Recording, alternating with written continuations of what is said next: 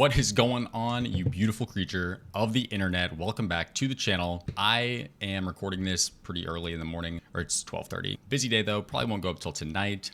Anyways, I need to recant a statement that I made the other day in regards to the Charlie Kirk assassin, essentially. So yeah, at the end of that video, I actually made a statement and I kind of just wanted to talk about that and discuss it a little bit further. But before we get into that, I did want to give a shout out to a fellow YouTuber, Troy Black. I was actually convicted of this truth, recently, and it's just part of the motivation for making this video. All right, let's get into it. In case you guys missed it, Charlie Kirk's memorial took place yesterday. And I have to say, man, I was moved to my core.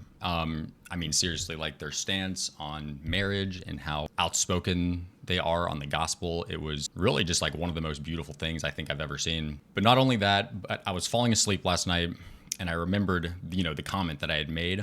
And it's not, it wasn't anything too crazy, but it was kind of an emotionally driven reaction video.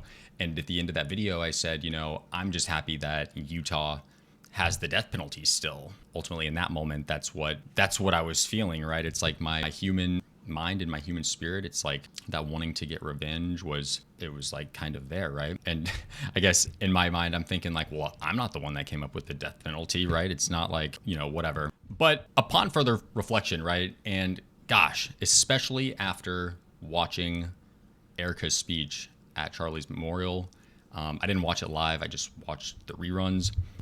Hi, Cat.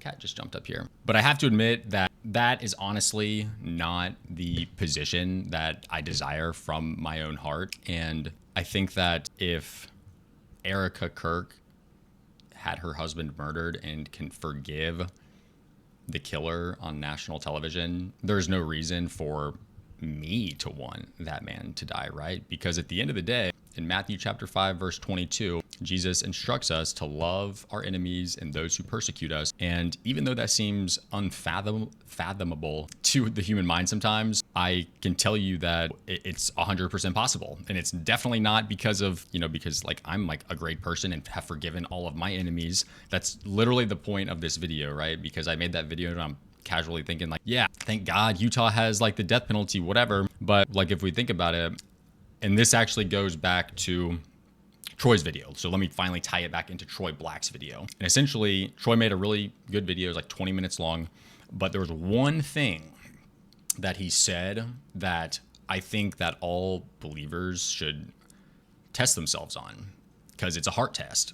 And it's almost a pass or fail kind of thing. Or, it'll at least show you, it'll reveal your heart. And it's very simple. It's really simple. You ready? I hope you're ready for this, because it can be powerful if you allow it to be. So when you think about your enemies, right? The people that have wronged you, the people maybe you don't like or disagree with, whatever enemies you may have, do you wish death upon them, or do you wish they would be saved?